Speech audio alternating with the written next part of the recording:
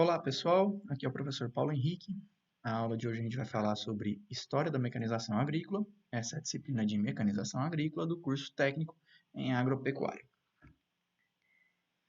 Para falar da mecanização agrícola, ou da história da mecanização agrícola, a gente precisa começar falando um pouco da história da agricultura e para isso a gente precisa falar um pouquinho da história do próprio homem, né? Vocês já devem ter visto em outras disciplinas que num determinado momento da vida, da história do homem, ele percebeu que se ele pegasse aquela sementinha que ele comeu de uma fruta e plantasse, e molhasse, cuidasse dela direitinho, ela ia dar origem a uma planta, e essa planta, depois de determinado tempo, ia produzir os mesmos frutos que ele havia consumido mais cedo, né, que ele havia tirado aquela semente. Então, isso mudou completamente a vida do homem. Por quê?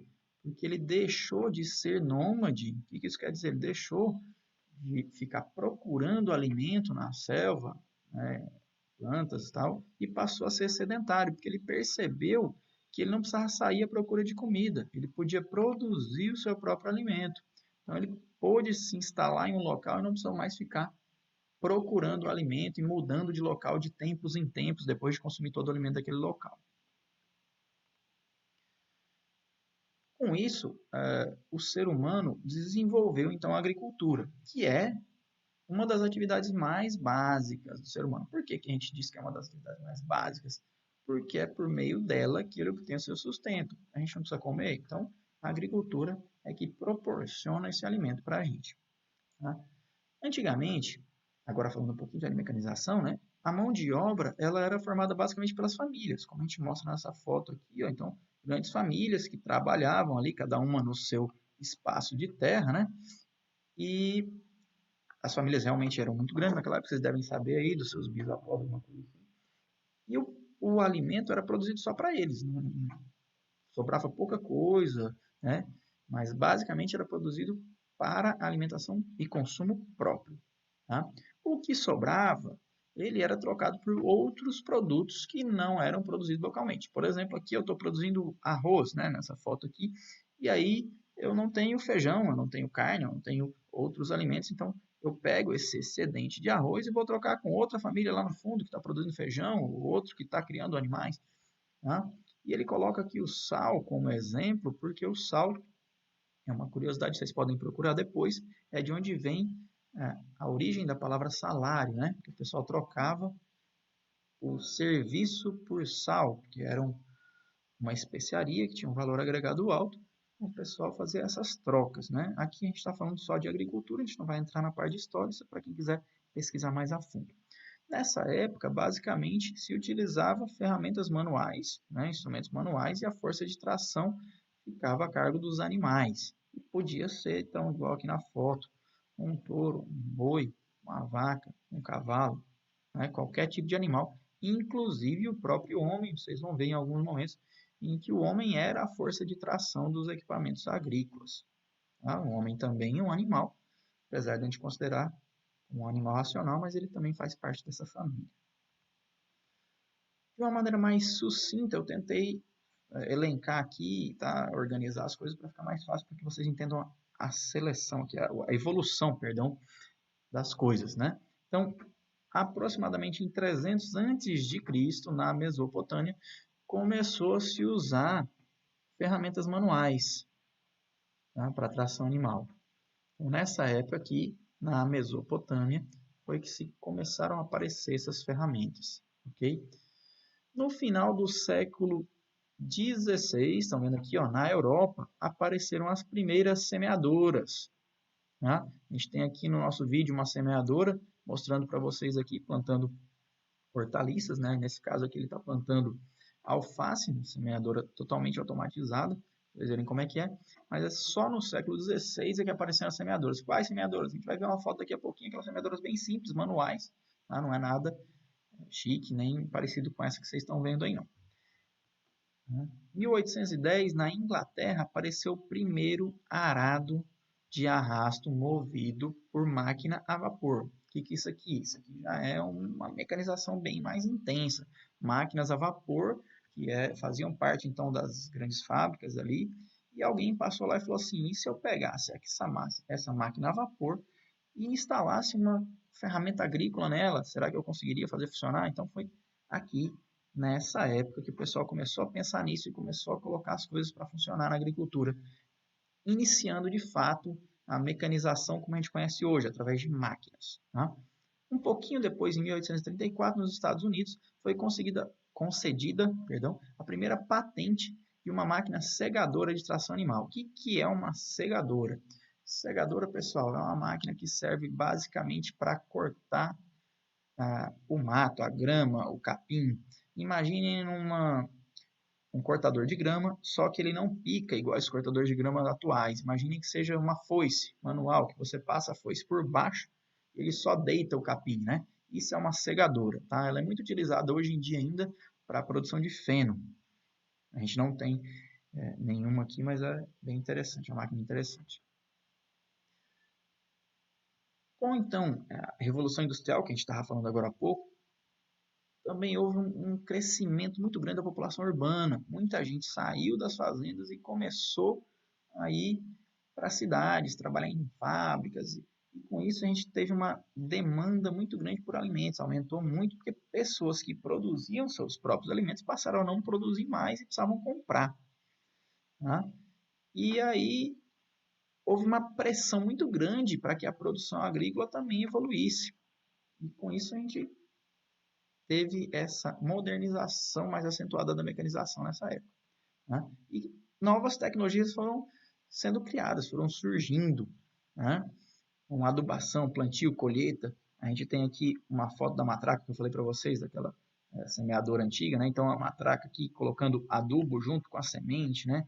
Já fazendo todo o processo de uma vez só, matracas regulares que eu conseguia calcular a quantidade de sementes que caíam, uma adubação aqui orgânica, mas também poderia ser química. Então, nessa época que começou a ter pesquisas e o pessoal começou a perceber que esse tipo de processo de adubação, plantio bem feito, na profundidade certa, dava resultado e a gente conseguia produzir mais, ter uma colheita muito maior. Aqui a gente tem nesse vídeo uma colhedora aí aparecendo para vocês, moderna, né? E embaixo a gente tem a evolução dos tratores agrícolas, tá? Mas a gente vai falar um pouquinho mais disso em outra aula. Hoje a gente está seguindo ainda aqui o nosso histórico, né? Então, a gente parou lá em 1830, agora a gente está em 1840. O que aconteceu em 1840? 1840, a Case, que vocês conhecem até hoje, né? Produz ainda essas colhedoras, colheitadeiras, colhedeiras, né? Que a gente tem hoje. Ela fabricou as primeiras trilhadoras. Qual que é a diferença da trilhadora, então, para uma colhedora, que é o que a gente tem hoje?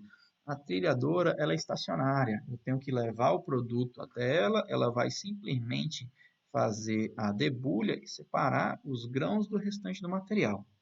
Tá? E aí, aquele restante de material cria uma pilha também de resíduos que eu tenho que levar depois para algum lugar que ela vai acumulando. Tá? Mas o começo das colhedoras foi aqui. Tá? O atual é isso que vocês estão vendo aqui nesse vídeo.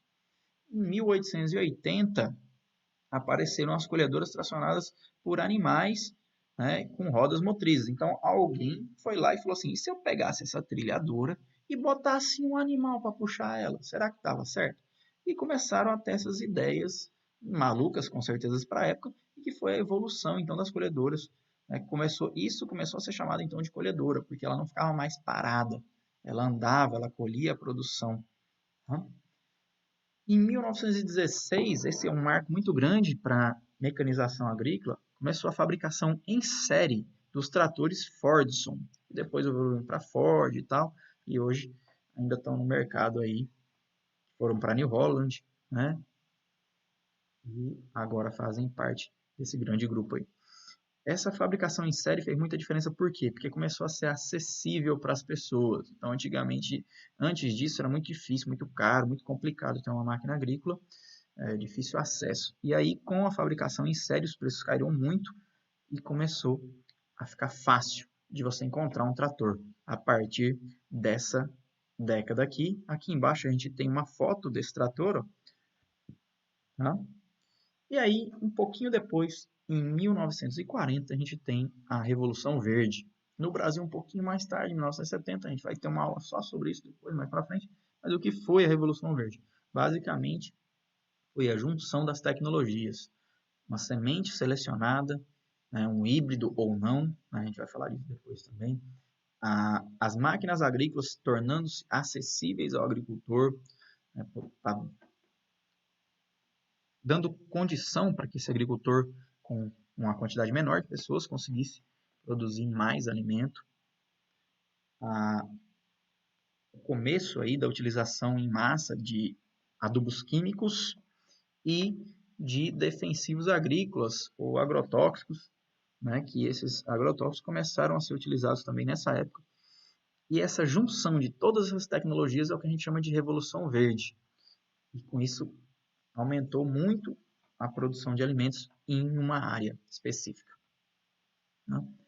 Depois disso, a gente tem o que a gente está basicamente atualmente, que é a agricultura de precisão. O que é a agricultura de precisão? Bom, vocês têm que entender como é que era antes. Antes, a mecanização era voltada para ter mais velocidade e mais força.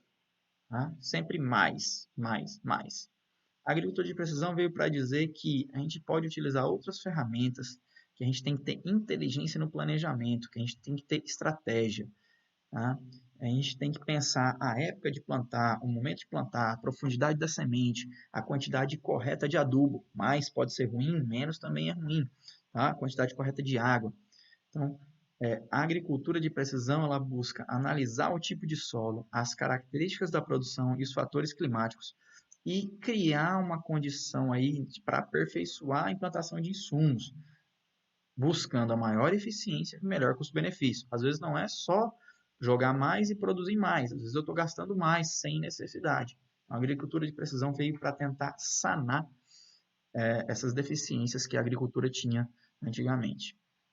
E depois da agricultura de precisão, a gente foi para a agricultura 4.0. O que é a nossa agricultura 4.0 que o pessoal fala atualmente? Bom, seria uma melhora da agricultura de precisão. Seria trabalhar com softwares conectados a implementos, a máquinas, e conseguir monitorar todas as etapas para que a gente consiga ter, além de aumentar a produção, aumentar a qualidade do produto que eu tenho. Tá? Então aqui a gente tem alguns vídeos para mostrar para vocês o que é que eu estou mostrando, tentando mostrar, né? A gente tem aqui nesse canto uma colhedora de cana, de uva, tá? Que está colhendo aqui uvas, que é uma fruta bem sensível, né? Vocês já devem ter pego uma uva na mão, sabe que é um negócio bem sensível. Aqui a gente tem uma colhedora de cenoura, vocês estão vendo aí onde ela já deixa a cenoura pronta basicamente para o consumo, ela devolve inclusive a parte que não vai ser utilizada para o campo para melhorar a matéria orgânica. E aqui a gente tem uma colhedora de batata, onde ela já deixa a batata bem limpa em relação ao que ela sai do solo e o solo preparado para entrar com o próximo plantio aí, numa próxima safra. Tá? Então são máquinas que trabalham pensando nessa questão de tecnologia de aplicação, de agricultura 4.0, de agricultura de precisão, tá? Vocês vão ver aqui os GPS, as máquinas andando sozinhas em cima da linha, o operador não precisa estar com a mão na massa ali, né? Ela vai tudo automatizado. Aqui eu deixei esse slide para mostrar mais ou menos o que se pensa do futuro, né?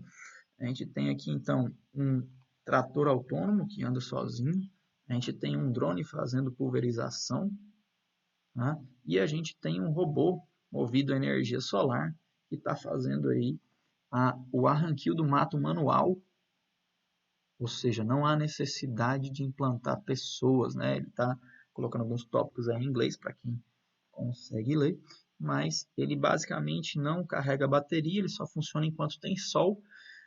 Chegou a noite ele para, no outro dia ele continua, então é um cara que vai trabalhar aí 10, 11, 12 horas por dia, depende do local que você se encontra, e que você pode controlar ele, pode agregar várias funções nesse drone.